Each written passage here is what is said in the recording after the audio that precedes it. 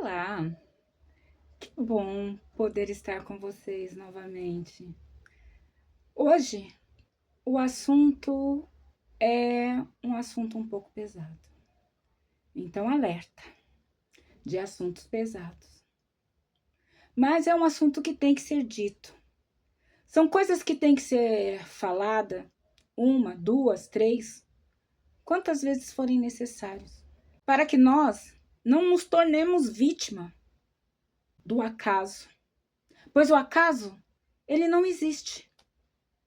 Quando nós nos autodeclaramos vítimas e até nos sentimos legitimidade nessa vitimização, nós estamos lembrando que muitas vezes é falta de prudência.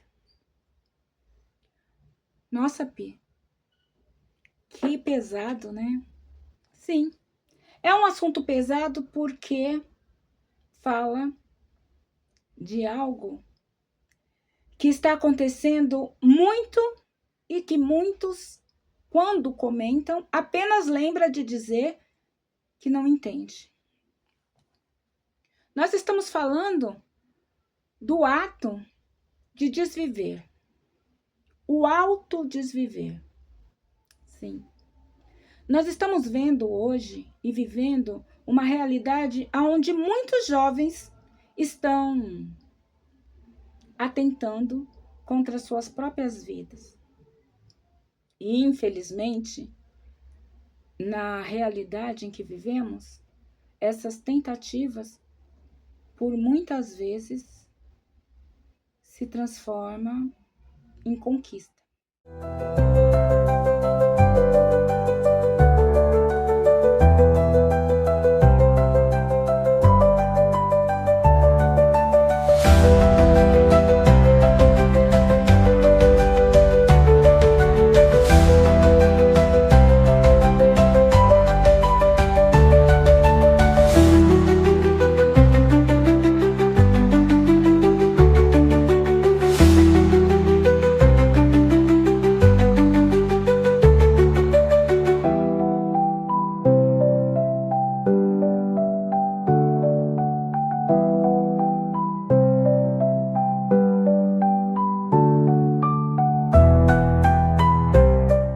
Hoje, cada vez jovens com menos idade se apropriam desse ato. E quantos não deixam sequer uma possibilidade de nós podermos explicar o que está acontecendo. Há algum tempo, há muito pouco tempo, eu estive conversando com uma jovem muito linda, muito inteligente, muito promissora. Em algum momento da conversa, ela disse que só iria viver até os 27 anos. É uma idade tão jovem, mas que para essa criatura, na sua mais tenra idade, ainda aos 19 anos, era a data máxima que ela conseguia prever que aguentaria estar aqui no nosso planeta, passando pela oportunidade de viver.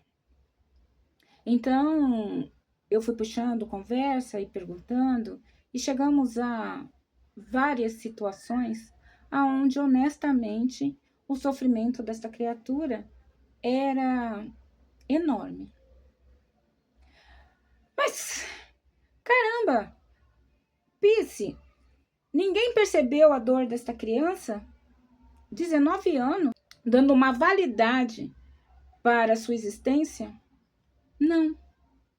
Esta criança como eu disse no começo, é uma criança muito bela, é uma criança muito inteligente, bastante promissora, que já tem uma carreira, que já tem uma situação bastante...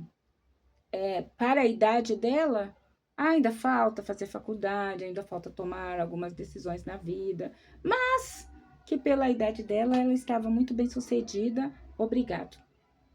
Era uma mulher alegre, era uma pessoa, porque permanece conosco. É uma pessoa jovem, uma pessoa que namora, que trabalha, era uma pessoa útil para a sociedade. E a história vem vindo na conversa, e aí nós vemos coisas que jamais podemos imaginar quando vemos o sorriso de uma pessoa. Então é bom lembrar que a depressão é a causa maior de atos como esse. E a depressão, geralmente nós a identificamos pela falta de felicidade. E ela pode ser até uma verdade, uma falta de propósito, uma falta de felicidade, mas ela pode estar aparecendo em alguém que esteja sem propósito, que não esteja feliz, de uma forma não tão clara. O clássico é o cansaço, é a falta de vontade, é a tristeza. Mas ela pode aparecer de várias formas, inclusive com sorrisos e com aceitações. Muitas formas de aceitação. Aceitar as coisas como são, aceitar as pessoas como são, aceitar o trabalho como é, aceitar que os outros decidam por ela mesma. E toda essa base de aceitação, na mais tenra idade, pode parecer que você teve sorte, que o seu filho, o seu parente, o seu vizinho tão jovem é uma maravilha, é uma criança tão boa que não dá trabalho. Mas até essa história de aquele que não dá trabalho é o melhor, ele está bem, é algo muito triste de dizer. Houve um período na história da minha própria filha que uma profissional da saúde disse que estava muito preocupado com ela porque ela não dava trabalho. Enquanto, é óbvio, né? Logo após ela ter passado por algo bastante difícil, o primo ficou um pouco agressivo, ficou um pouco modificado a sua personalidade na escola, e a preocupação desta profissional da saúde que estava percebendo na escola era que aquela que não estava dando problema porque havia passado por um trauma, era preocupante. E sim, é preocupante, porque aqueles que estão quietos geralmente são esquecidos. Ninguém sabe o que calado quer. Mas se nós não olharmos para os calados, se nós não olharmos para os bonzinhos, se nós não olharmos para os estudiosos, se nós não olharmos para os trabalhadores, nós vamos estar perdendo essas crianças para as drogas, para o álcool, para a desvida. É sempre assim.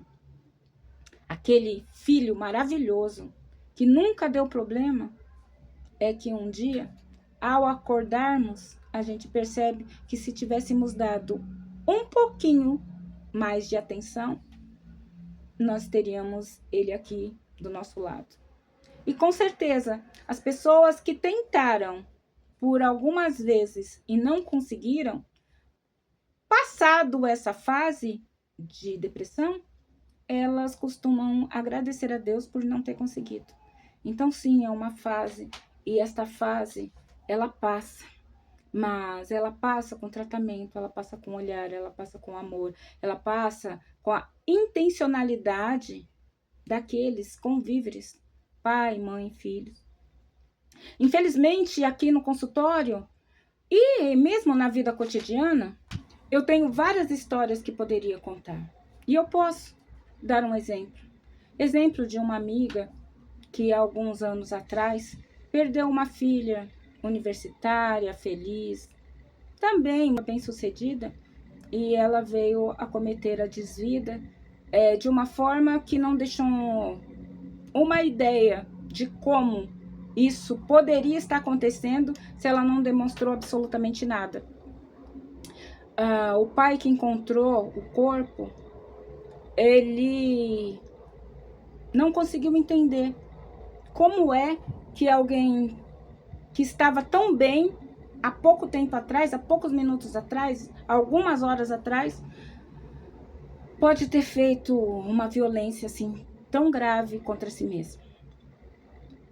Outro caso também, bem próximo a mim, não era meu paciente, de um garoto que transexual, e esse garoto, ele não era aceito pela família, com disforia de gênero, disforia corporal, uma grande situação ali na vida desse garoto, em um momento, sabe-se lá em que momento, o que estava se passando com ele, provavelmente ou principalmente pelo fato da família não entender e não aceitar as mudanças. Eu não quero mais chamar fulana de tal, eu quero chamar fulano de tal. E a família dizendo, não, vou te chamar pelo nome que você foi registrado. E toda aquela coisa que a família faz. E, gente, isso não é...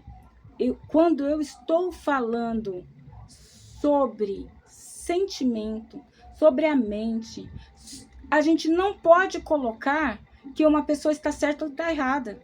Nós temos que entender que quando nasce um filho ou uma filha transexual ou transexo de nascimento, também morre um filho, um primo, um irmão, um parente. E esta mudança é tido, sim, como um luto, como um momento em que aquilo que eu acreditava ser meu se vai. E aquilo que eu não esperava, não aguardava que acontecesse, vem. A parte boa. Para todo fim, há um recomeço. Quando você perde aquele ente que você formou na sua realidade, vem um outro. Tão perfeito quanto. Tão amado quanto. Que pode ser muito mais feliz, porque agora é e o que realmente é. Mas esse processo de luto, ele tem que ser compreendido entre todas as partes. Entre a parte que se assume porque está perdendo aquela mãe, aquele pai, aqueles parentes que o via de uma forma e passa a o ver de outra forma. E o luto daquele que vê o seu parente, que cresceu, que foi criado de uma forma, se transformar em outra pessoa. Então, todo aquele processo de ver o seu menino colocando cabelo, seios, maquiagem, sapato e outras coisas, ou o vice-versa também é notório, aquela menina cortando o seu cabelo, tirando as maquiagens, trocando seus vestidos por roupas masculinas. É um processo de luto para as duas partes. Uma parte mais feliz, porque pode ser aquela pessoa que quer ser, mas infeliz porque desagradou, assustou ou acredita que fez isso com aqueles que amam. E da mesma forma, a outra parte que acreditava, que sonhou, que pensou, que realizou na sua mente um futuro diferente, terá que também que estar digerindo essa nova realidade. Mas, voltando, o assunto hoje não é transexualidade, o assunto hoje que a depressão, ela leva à morte. A depressão leva os nossos jovens. E se nós estivermos de olho, se nós estivermos percebendo, isso não vai acontecer. As mudanças, elas acontecem na nossa frente. Mas muitas vezes, na nossa correria, no nosso dia a dia, na nossa realidade, nós acabamos não vendo. E isso não é uma crítica, isso é um alerta. É um alerta para que nós possamos estar olhando a todos do nosso lado. E hoje eu estou falando de jovens, porque ao conversar com esta jovem linda, maravilhosa, e descobrir tantas coisas da sua infância, tantas coisas da sua adolescência, tantas coisas que ela está vivendo agora, nesse momento, e não tem com quem compartilhar. Por que ela não tem com quem compartilhar?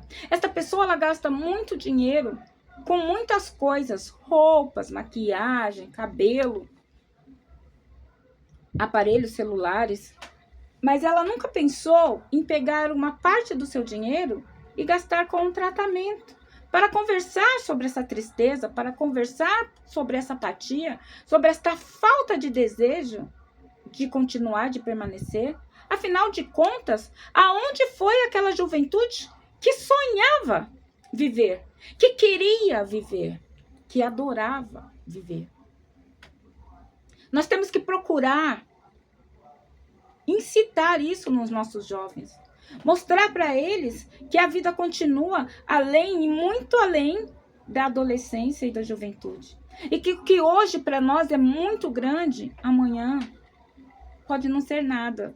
Ou apenas uma lembrança, ou ainda mais uma história. Mas temos que tratar a depressão como uma doença.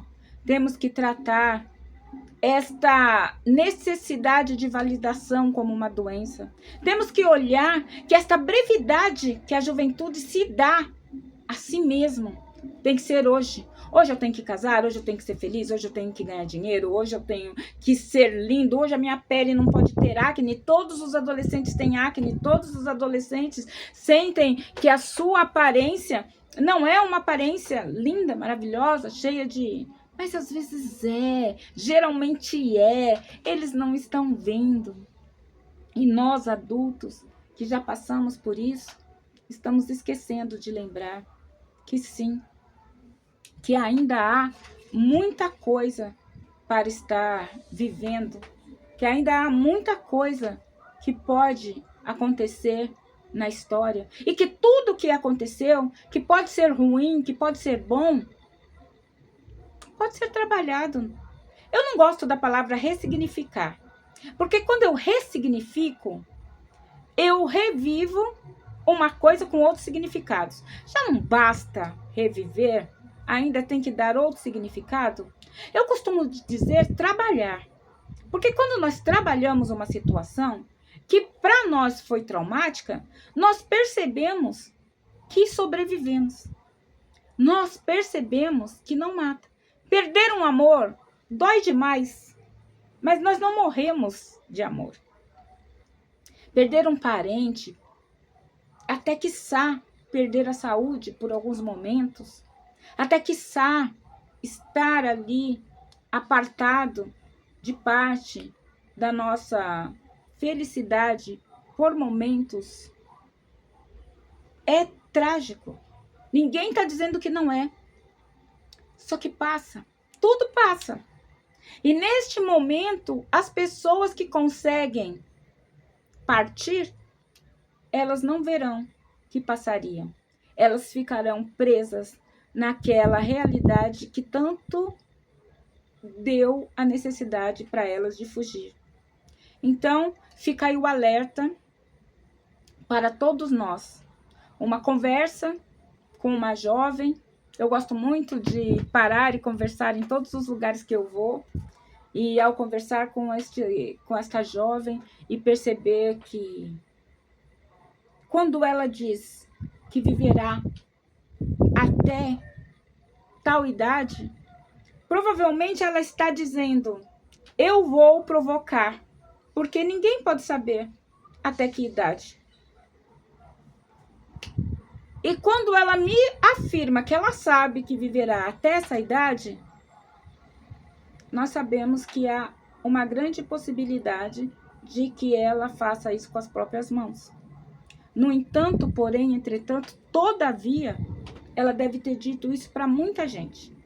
E todo mundo tirou isso como uma brincadeira. Ah, que bobagem, você ainda vai viver muito. Imagina, 27 anos ainda é jovem, você acha que 27 anos é velho? Ah, quando eu tinha 19 anos, que eu achava que 30 anos era uma idade de velho. E as pessoas tiram isso como brinquedo, como brincadeira, até o momento em que a realidade bate a porta. E aí não adianta. O leite derramado não volta para a leiteira. Vamos pensar, vamos observar os nossos jovens, vamos ver o que eles falam, vamos participar um pouco da vida deles. Que música você escuta, com quem você conversa, com quem você sai. Permita e convide os amigos dos seus filhos para estar com eles na sua casa. Vamos voltar a ter relações físicas, porque ou os nossos filhos estão conversando online, ou eles estão se encontrando longe de pessoas que eles conhecem online e se dizem muito íntimos, mas que na realidade nós, adultos, não conhecemos. Nós que vivemos mais e que percebemos algumas coisas entre as linhas, nós não conhecemos as pessoas com quem os nossos filhos estão se envolvendo. E não é para dizer o meu filho está se envolvendo com más pessoas. Não é isso. Gente, se eu tenho um filho, se eu tenho um parente, se eu tenho um vizinho, se eu tenho um colega jovem que está se envolvendo com pessoas deprimidas, pessoas mórbidas, é porque esse meu parente, esse meu filho, esse meu convívere, ele também tem pensamentos deprimidos e mórbidos. Eu não estou dizendo em más companhias. Eu estou dizendo que as companhias, elas se formam através daquilo que nós somos, da energia que nós trabalhamos. Então, às vezes, nós não enxergamos nos nossos aquilo que devíamos, mas como enxergamos no outro, conhecer os amigos dos nossos filhos, estar mais próximos das amizades, das músicas, das conversas, podem ajudar. Outra coisa que é muito importante é conversar. É conversando que a gente percebe se a criança fala algumas coisas que parecem normal, como esta pequena criatura dizer que viveria até os 20 e poucos anos. Então, fiquemos de olho, cheguemos mais perto e observemos. A depressão está ali alcançando uma quantidade enorme de pessoas, principalmente as pessoas que já nasceram nesta época, onde tudo é tão líquido, onde as relações são líquidas, onde as amizades são líquidas, onde tudo tem que ser perfeito. Afinal de contas, quando eu saio de trás do filtro, quando eu saio de trás desta luz que me dá o melhor perfil, que melhora a minha pele, eu sou uma pessoa normal. O que o seu filho se alimenta? O que ele come? Eu percebi nesta jovem que eu estava ali conversando, que ela não se alimentava. E a beleza dela era tão extraordinária, mas ela estava com medo de que a barriga estufasse ou de que engordasse. E aí eu te digo que a depressão, ela pode ser até uma anemia, uma má alimentação. Pode ser até um transtorno, eu não sei, não conheço. Não é uma paciente, mas como eu senti um alerta na fala desta pessoa, que seguiu em frente, que eu jamais saberei se fará o que prometeu ou se vai encontrar ajuda para que não cometa. Mas uma coisa eu sei. As cobranças líquidas, onde você tem que ser linda porque você é jovem, você tem que ser linda por causa do seu trabalho, você tem que ser linda por causa do seu namorado, gosta de mulheres lindas. Você tem que ser bem-sucedida, mas eu só tenho 19 anos. Será que você que tem 30, 40, você já é bem-sucedido? Você já chegou aonde você acha que chegou? E outra coisa que é muito importante dizer. Enquanto há vida, há queda ou crescimento. Ou nós estamos caindo, ou nós estamos saltando. Mas a vida é movimento. A vida é efêmera. Em um momento eu posso estar no melhor momento dos meus sonhos e num outro momento estar recomeçando tudo novamente. E essas crianças sabem disso. Essas pessoas sabem que se não der certo, se ela não passar no vestibular, se ela não passar de ano, se o namorado dela deixar ela vai continuar respirando, ela vai continuar vivendo, ela vai chorar, ela vai sofrer. E aí vai aparecer um outro rosto, um outro vestibular, uma outra oportunidade. Será que nós estamos ensinando os nossos filhos a serem resilientes? A perceber que ali, mais adiante, depois do arco-íris existe um pote de ouro. E olhar o arco-íris no horizonte parece tão longe, mas é apenas caminhando que nós conseguimos encontrar os nossos potes de ouro. E a qualquer momento perder é uma possibilidade. E a qualquer momento reconquistar algo melhor. Eu sempre digo que o melhor sempre está por vir, porque o meu melhor amor é o último. A minha melhor aparência é o de agora. A mente mais próspera é a minha hoje. E sim, para tudo que se ganha, se perde alguma coisa. E a maturidade me trouxe muita coisa, me tirou algumas coisas.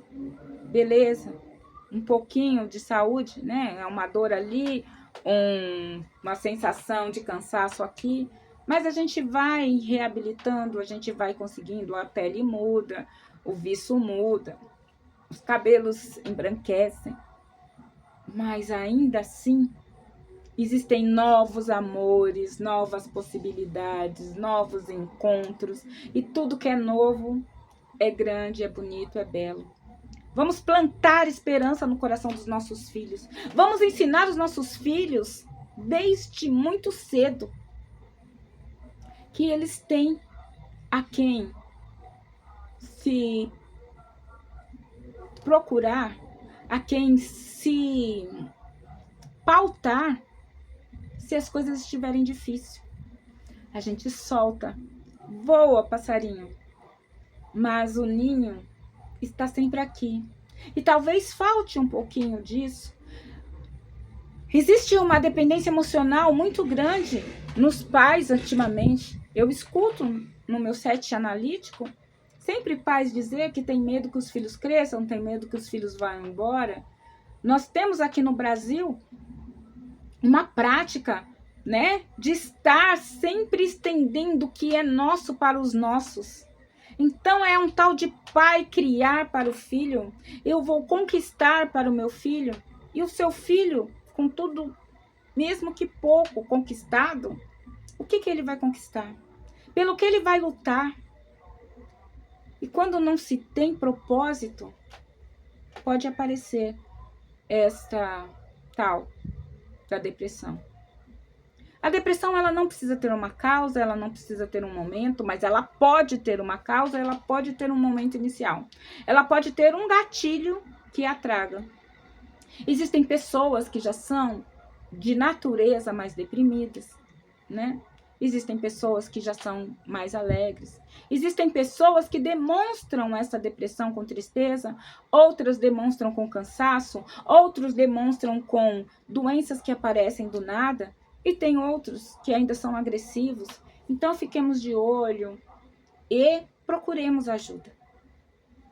Estamos aqui, nós profissionais da saúde mental, prontos a estarmos ajudando e percebendo. Eu sempre digo e vou repetir aqui nas frentes das câmeras e para os meus pacientes. Se você quebrar um braço, uma perna, se você machucar um dedo, você vai ficar esperando esse dedo, essa perna, esse braço se recuperar sozinho porque você é forte, porque você dá conta? Ou você vai sair correndo pedindo ajuda? Ou você vai cuidar deste braço, desta perna, deste dedo, deste corte. Você vai tomar ponto, você vai reparar e vai ficar bem. Se você se queimar agora, você vai olhar para sua pele queimada e vai dizer: tudo bem, eu sou forte, eu vou superar isso? Não, gente. A nossa mente, ela é a extensão do nosso corpo. Corpo, mente e alma é uma coisa só. E se uma fica doente, arrasta a doença para todas as outras coisas. Hoje a gente percebe que algumas doenças, não todas as vezes, mas muitas doenças como infarto, como derrame, pressão alta, diabetes, de vínculo, aparecem por vínculos emocionais. E se a nossa emoção pode nos causar este dano físico, imagine só o que ela faz com todo o resto. Nossa psique sadia mantém um corpo sadio, mantém uma vida melhor, mantém relações melhores, traz para nós força para que nós tenhamos as nossas finanças bem resolvidas. Nós acreditamos que as emoções doentias, além de relações doentias, elas trazem para nós vidas com problemas financeiros, falta de conquistar ou de manter relações doentes. Então, olhemos uns para os outros, fiquemos atentos com aqueles que estão do nosso lado e com os nossos sentimentos. Sejamos nós a diferença que nós queremos no mundo, olhando para dentro de nós e percebendo: eu preciso de ajuda. A partir de agora eu não dou conta, porque se eu quebrar esse dedinho, esta mão inteira vai sofrer. Imagina que se eu bato o dedinho do pé, eu fico com dor na perna até o joelho pelo resto do dia. Se eu mordo a bochecha, me dá até dor de cabeça. Por que é que você acredita que a sua mente não vai adoecer o seu corpo? Não vai adoecer sua família? Não vai adoecer seu trabalho? Não vai adoecer aqueles que estão do seu lado? Vai. Isso vai acontecer. Isso está acontecendo. E nós poderíamos continuar essa conversa falando sobre que tudo hoje é tudo muito rápido, que as pessoas elas querem resolver tudo rápido, que com o advento da internet nós vivemos um mundo, como eu comecei a dizer, mais virtual do que real, e quando temos que enfrentar o mundo real, isso é muito difícil. Estou cheio de pacientes que dizem que vão largar o emprego se voltarem a trabalhar presencialmente, e isto é uma forma de se esconder, porque é muito mais simples. Não é só porque é bom realmente trabalhar em casa, não ter que pegar um ônibus, não ter que ir lá longe para trabalhar. Isso nos dá uma liberdade, mas ao ponto de você perder o emprego, porque este pouco de liberdade vai lhe ser cerceado por um tempo, ou talvez para sempre. Quem de nós, com mais de 50, não teve que sair de casa para trabalhar? E nós sobrevivemos. Porque estamos vivendo um momento onde tudo é... Meu Deus, como que eu vou dizer? É tão delicado. É delicado como um cristal que passa a se quebrar ou a rachar com um simples som. Então, ouça esse grito de ajuda se você estiver. Preste atenção nas conversas. Alguém que disse algo tão simples: eu vou morrer antes dos 30 anos. Talvez esteja dizendo: se você não me olhar, se você não ver e não me ajudar, eu vou me desviver. Essa responsabilidade também é sua. Porque sempre tem alguém do seu lado que você pode olhar e dizer: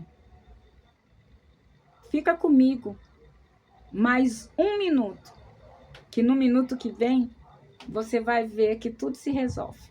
E se não se resolver, no minuto que vem tem o outro. E quando você vê, você já viveu uma bela vida.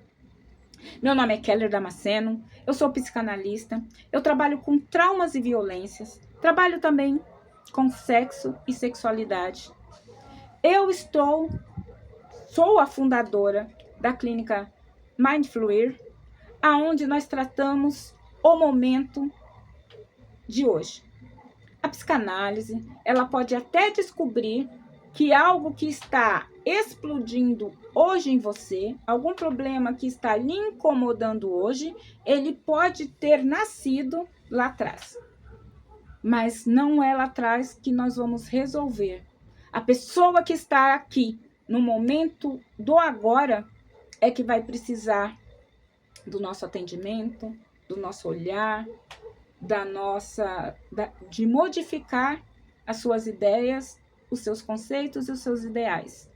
E modificando ideias, conceitos e ideais, procurando trazer para a sua vida mais coerência, mais felicidade.